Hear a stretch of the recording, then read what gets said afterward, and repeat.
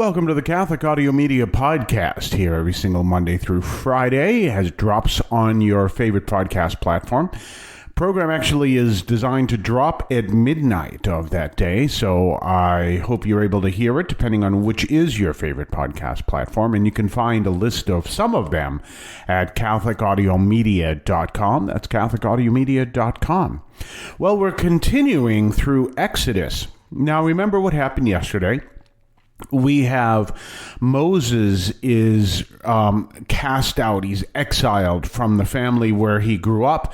Remember, he was a Hebrew, and it's not really fully clear how well he knew he was a Hebrew.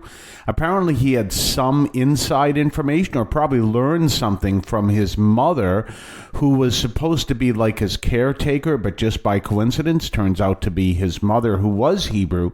But in any case, it's never clear exactly how much he understood he was Hebrew, because he grew up in an Egyptian family. That means he also worshipped Egyptian gods and understood all that Egyptian theology and culture and everything else. So you have to understand that he was essentially incorporated, especially as a member of the royal family, into the whole Egyptian pagan culture. And that plays an important part in what ultimately leads to the whole Exodus event. So in today's reading, we find that famous encounter between God and Moses. And don't forget, when we go back to the Genesis reading and the story of Jacob, also known as Israel, who goes down to Egypt, God has all this planned because this is a powerful moment in evolution of human thought. This really is something that if we want to take this as just simply the story and this is how it was and stuff, but no, this is leading us into a powerful evolution in human thought, because ultimately it's going to lead to us to people seeking to understand the Ten Commandments. And the Ten Commandments were radical for their time, because remember, in the pagan societies, everything was based on Hammurabi's code. Hammurabi's code. Let me make sure I can say that. Hammurabi's code, which is an eye for an eye and a tooth for a tooth. And so here is going to be something radically different, but we're going to get to that further down the line. But in any case, Moses, this is in the 3rd chapter, is now, he's living with his wife and his wife's family. So he is, as it says, he's acting as a shepherd to the flock of his father-in-law, Jethro. And with that, he's walking along with the flock, and he comes to God's mountain, which is Horeb. And there, we've always understood that to be God. However, the text says the angel of the Lord, but we also know the Lord speaks to Moses in the bush that appears to be burning but is not being consumed. So there's almost a dichotomy there. The angel appears in the bush, but it is God who's speaking. That's the way it appears. But, you can really, when I was studying to be an electronic technician in the Navy, I was actually a sonar technician, which is sonar electronics. I understood the difference between a technician and an engineer. An electrical engineer. And a technician will understand that electrons go through a switch, you turn on the switch, and that creates a path, and then electrons go through the switch, and then they go to the light bulb, light up the light bulb, and then go back to the original source, okay? An engineer will tell you how many electrons go through the switch, and at what speed, and the whole bit. This is true. There are special devices that are designed to slow down electrons, because you can't have an electron in certain things going as fast as it's supposed to go. Do you understand? So yeah, that's what an electrical engineer does. But an electronic technician will know, well, yeah, it goes through here and then it goes through there, and this thing slows it down. I don't know how much, and then it goes through here and it goes through there. Well, kind of the same thing. If we're looking at that, we understand that it's talking about an angel appeared to Moses and then we understand God is speaking. How fine do we want to draw that distinction? Obviously, there is some distinction there. Well, that's the difference between a technician and an engineer. So how fine? Well, we really just want to understand the story. Do you see where I'm going here? Wow, man, you don't want to go walk down, because then it gets too complicated, and you don't want to do that. So God calls out to Moses, and Moses responds, and this is an important part. God points out that Moses is standing on holy ground. What does holy mean? Holy means set apart. You're called to be different than everything else. So this ground is special. This is holy ground. And when you're stepping on this ground, you're stepping into a different place. You're stepping into a unique location. And that's basically what's being communicated to Moses. Always think of that, because that's what the sanctuary in a church is all about. That is holy ground. It is a distinct place. Now, I don't do the Latin Mass. Everyone knows that. So people say, well, in the Latin Mass, the sanctuary is very so holy. Well, it's also holy in the Vatican II Mass. It's just a very holy place, and it should be treated that way because it is so special. It kind of reminds me, I know this is a really bad example, but why not use it? Back during the 60s, there was a television program by the name of The Time Tunnel, and they had this time tunnel. You can see this on YouTube. But the tunnel was this device that you had to be careful walking into it because it could send you back in time. You have to look it up to see what I'm talking about. Well, a lot of times I look at the sanctuary in that same way. Not that it's going to send you back in time, but this is a unique place, and it has a connections to some extremely powerful truths, which is the presence of God. So if you really think about that, and that kind of idea goes all the way back to Exodus and the whole story of God who is calling Moses to this unique place, but he says, you are on holy ground. He doesn't say don't walk any closer or don't stand there, but he says remove your shoes. Be conscious you are on holy ground. And what does holiness mean? Set apart, different. It doesn't mean that you're angelic. It doesn't mean that you're a different form of human dignity. No, it means that you live a different form of life than others. And that form of life begins with prayer. You are in contact with God, just as Moses is. You are in contact. You have that relationship with God. Talk about that in a second. You have that relationship with God, so that also filters out in your life, in your family's life, and everyone's life, so that you are different than they are, than the rest of the world is, because you've been formed differently. So this is a real powerful standard being set. And notice there's something else here where God speaks to Moses, and in that, Moses obviously wants to know to whom is he speaking. And obviously, God is telling him who he is. This is an important distinction because God identifies himself as the God of your father, the God of Abraham, the God of Isaac, and the God of Jacob. So he is saying that he is connecting to the Hebrew lineage, even though Moses was brought up as an Egyptian. And this is Moses first encountering God for the very first time. He's never encountered God. Of course, a lot of people don't encounter God. We won't go there.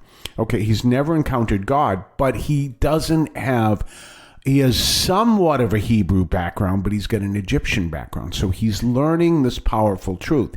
And at this point, you can assume that he is encountering the God of the Hebrews, who is different than the God of the Egyptians, in the fact that he is a different God. Moses hasn't come to the point that he's come to realize there is no Egyptian God. And that's something that really is going to come out during this whole process. So now Moses is being approached by God, and God is starting to give him his education. Now, in the process, we learn that the the Israelites, they have called out. What does the Israelites mean here? The children of Israel. Who is Israel? Jacob. Okay, so those from the family of Jacob are crying out to the Lord, saying that they are living in slavery, and God is using this opportunity to bring a whole different line of thought to the world. Now, he's only going to work through the Israelites up until the time of Jesus. That's one of the major things. Consistently, you're going to see that the pagan world is accepted. The Lord doesn't agree with it, but he lets it go. And so consistently, you're going to see that the pagan world is accepted until the time of Jesus. So we see all that going on. And in that, now we understand the cry of the Israelites. God is hearing this cry. God is responding to this. And notice something else. There is no sign. Now, we'd have to look at Egyptian scriptures from that time to see if this exists. And obviously, I haven't done that. I wouldn't even know where to find it, but I'm sure there's some place to find it. But notice something else. There is no sign that the Egyptian gods said to the Egyptians, "You're treating the Israelites poorly." There's no sign of that. There was never. Now, there may have been some Egyptian, and maybe that's something I can look up. I don't know. I wouldn't even know where to find it, but, maybe I could do some research on that. But there is no indication that the Egyptian gods are saying to the Egyptians, this is unjust. But God, who is the God of justice, the God of goodness, the God of love, because he is the source of all of that, is saying this is unjust. I'll be able to talk a little bit about how that plays itself out millennia later in South America. A very fascinating thing. So this is how we're laying the ground here of God encountering Moses for the first time, even though we see in Genesis this has been in process all along. We'll be right back right after this. You can now leave a message for us, which we can air and discuss on this program. Just call 617-297-7452. That's 617-297-7452. 617-297-7452. Feel free to call, leave a comment, a question, or even feedback, and we may play it on the air. I can discuss your comment or question as well, so give that a try. 617-297-7452, 617-297-7452. Don't forget to subscribe to us on Patreon. Patreon.com/Catholic Audio Media. Patreon.com/Catholic Audio Media. Check us out. Check what we have to offer. Previews of upcoming podcasts. Previews of upcoming columns over at catholicaudiomedia.substack.com. Your ability to comment, make suggestions, even make suggestions in upcoming programs. Check us out. Patreon.com, Catholic Audio Media. This powerful encounter between God and Moses. And why does God respond? Two reasons. Number one, he is in contact with his people. This is an important distinction. You don't find this in traditional circles within Catholicism. That is, God is in contact with his people. I was looking on X today, which is probably my first mistake. But in any case, X actually is a good source of news for a lot of people. Just a lot of there's been a very strict fundamentalism that has taken over many parts of the internet, including X. And so what you see are these people from this fundamentalist background who are a Catholic background who are making the statements that indicate that there is no relationship between God and his people. It's that the people are supposed to do what God says. And so this whole concept of a personal relationship with God is not Catholic. That is false. That is false. Because, and right away when I read that, I went, let me look this up in Cardinal Sarah's books, which I love. And he makes it clear that what we believe in is a relationship with God. Well, we see that here. The Hebrews are calling out to God. The Israelites are calling out to God. Hebrews, they're interchangeable words, are calling out to God. And in calling out to God, there is a relationship there. And you notice they're not calling out to Isis, the god Isis. I don't know if you grew up in I know a lot of people listening did not grow up in the 60s and 70s. But we grew up, and there was, what was his name? Shazam. Shazam was the male superhero, and Isis was the female superhero. And obviously they were ISIS was based on the god. And of course, this was pure paganism on Sunday mornings TV. And people, what do you think? This is terrible. Wait till, what does this mean? We got to put an end to this. I think things have gone a little bit further down the path since then. I don't know. But in any case, you see this very powerful reality of there is this relationship with God and his people, the likes of which you even do not see to the same level among the Egyptians. Now, I talked about justice, and I talked about how there is no sign, but I haven't done the research, so I could be wrong here, that the so-called gods of Egypt were saying to the Egyptians, the way you're treating the Hebrews is wrong. But when the Spanish, literally from Spain, came over and they came onto the land of the Aztecs, the Incas, and the Maya, among the other native tribes in that area, they were intensely unjust. Because what happened? The Spanish come over and go, oro, mucho oro, which means gold, lots of gold. I mean, let's face it, there's a reason why the whole focus among many people who are treasure hunters is looking for Spanish galleons at the bottom of the sea, because the Spanish were into gold like you wouldn't believe. Okay, they were really into gold. Great Twilight Zone that kind of looks into that, but not from the Spanish, different content. But I'll talk about that another time.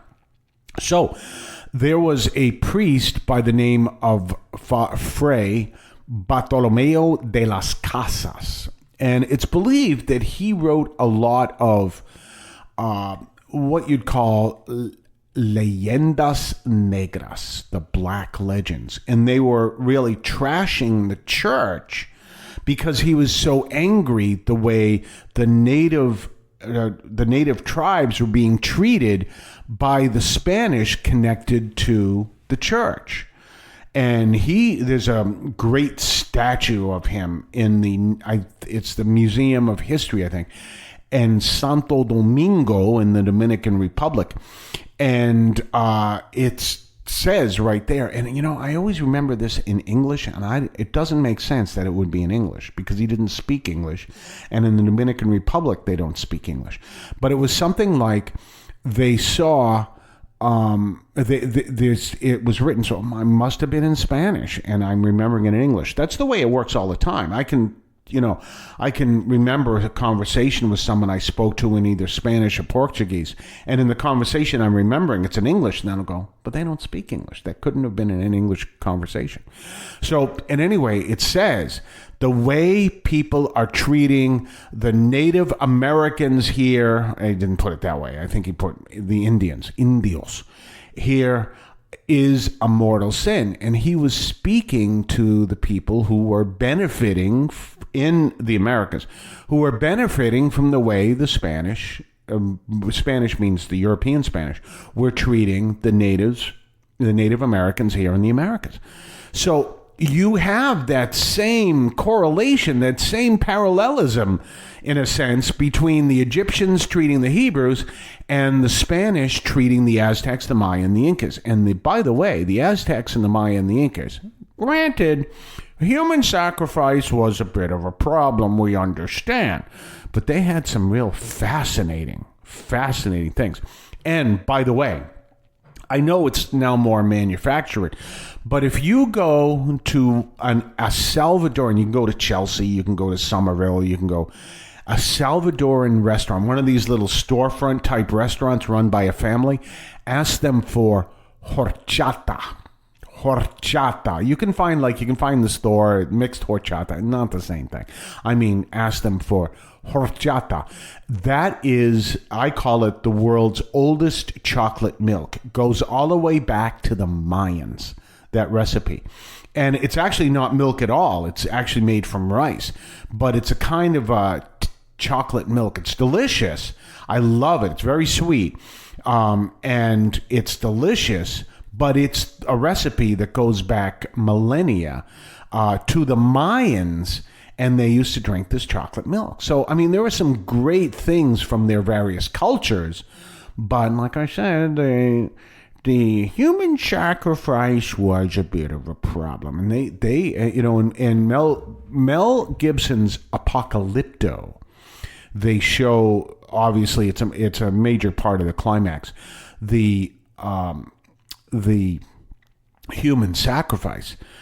Each of those tribes was sacrificing, at least the Maya and the Aztecs. The Inca were actually worse. They were sacrificing 1,000 people a day.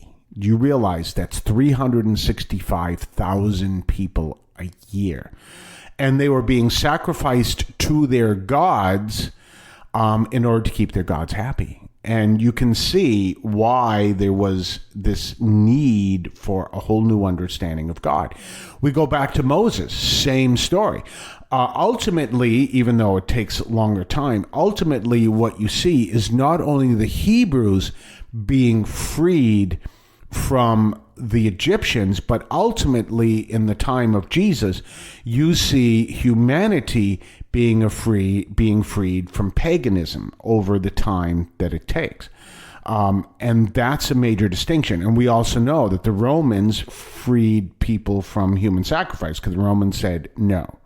And, we're looking at what's going on in the Trump administration, where if a state, let's, just possibly some state. We're not going to mention any state that may disagree with Donald Trump.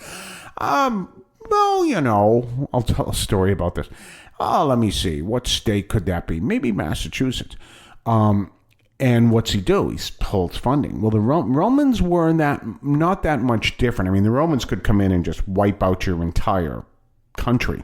But at the same time, they had different ways of saying, this is the way we're going to do things. And if you don't like what we're going to do, we have ways of making you do things the way we want you to do. It's really simple. And one of them was stopping this whole concept of human sacrifice. So we're seeing all of that play itself out. All of that. We're seeing the history of that. And we can go back to here, where God is saying to Moses, I have heard the cry of my people. And there's no indication, again, I haven't read the scriptures from Egypt, there is no indication that the Egyptian gods are saying that's not the way you should be treating people. And all of this is going on, and this is going to be a revolution in thought. Actually, you're also going to see that the Israelites create a whole new type of society. Because remember, the Egyptians were hierarchical. They had a pharaoh. They had a king. They were hierarchical. Whereas it's going to be more egalitarian. There's a famous story. The Israelites have what is known as a kibbutz, which is a farm where everyone owns part of the farm. And Mikhail Gorbachev went to go visit one of these kibbutzes, and he says, this is what we're trying to create in communism, and you people are already doing it. And that's all based on this whole new understanding of thought, this whole new understanding of a more egalitarian, literally a more egalitarian existence, which continues right up until the Israelites get a king. That's way down the line. That's in the time of King Saul and then obviously King David. But right now we're going to see this whole revolution in thought. So you think about that when we're talking about, well, we're Christians, we're Catholics, we believe in God. Oh, and you don't, and it's, oh, that's okay. And we don't understand that our faith and the Jewish faith represents a revolution, an evolution, actually, in how we understand how to function in our world. And one of the things I'm drawing on when we get into the plagues, I've talked about it in the 15-minute show, but in the plagues is, I learned this from Dennis Prager in his books, The Rational Bible Series, rather. And one of the things that he brings out is this is a real attack on the Egyptian concept of their own gods. Oh, this is so fascinating what you're going to see. But obviously you can read this in the way of, well, I understand that this is what happened, then this happened, and okay, and here we are. No, this is revolutionary. This is radical. Radical means change from the roots. And revolutionary means a major change. So this is radical and revolutionary because it really is also evolutionary, because this is going to produce a whole new understanding of justice, a whole new understanding of thought, a whole new understanding of God. Remember, the God of the Jews that we understand becomes the God of the Christians, so therefore it is the same God. Our God is immanent and transcendent. He is above the universe, but he's also within the universe. The pagan gods were just another stage of nature. So they weren't human, they were the next stage of nature. That's why the Greek pagan gods lived on Mount Olympus. I've explained that before. That's why they lived on Mount Olympus, because, you had the plants and the animals and the humans, and then you had the gods. And they're up there on Mount Olympus. That's why they live. The Jewish concept of God is radically different. We'll be right back right after this. You can now leave a message for us, which we can air and discuss on this program. Just call 617-297-7452. That's 617-297-7452. 617-297-7452. Feel free to call, leave a comment, a question, or even feedback, and we may play it on the air. I can discuss your comment or question as well, so give that a try. 617-297-7452, 617-297-7452. Don't forget to subscribe to us on Patreon. Patreon.com/Catholic Audio Media. Patreon.com/Catholic Audio Media. Check us out. Check what we have to offer. Previews of upcoming podcasts. Previews of upcoming columns over at CatholicAudiomedia.substack.com. Your ability to comment, make suggestions, even make suggestions in upcoming programs. Check us out. Patreon.com, Catholic Audio Media. So this is what we're looking at today. We're going to continue our focus. Obviously, this is based on the church's calendar of readings. So we're going to continue our focus on Exodus. We're going to be in Exodus for a while. We're going to continue our focus on Exodus, which means leaving, because that's what it's about. They're leaving. And so we're going to continue our focus on that. And in the light of that, tomorrow we're going to look at where Moses now has to make his announcement to the leaders of the Hebrews. Now, something else to come to understand. Remember, behind the scenes, God knows what he's doing. God is, even though Moses is sitting there and saying, well, look, you want me to do this, and I'm doing this, and it's working here, but it's not working there. God's aware of the whole thing. Same thing in your life. That's why it's so important to be connected to God through prayer. That's why it's so essential. Be connected to God through prayer, because we are called to have a personal relationship with Christ. If you see on X or any other series, no, that's not a Catholic thing, that's a lie. That's not true.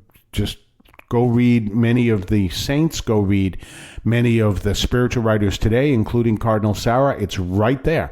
We are called to have this personal relationship with Christ. This is exactly what we see from the time of Moses, actually before that time of Abraham. And so understand that that's an important part in your life as God is working behind the scenes, even in your life, even in my life. So we kind of look at it that way. In the meantime, we will be back tomorrow. Don't forget patreon.com/Catholic Audio Media, patreon.com/Catholic Audio Media. We'll be back tomorrow.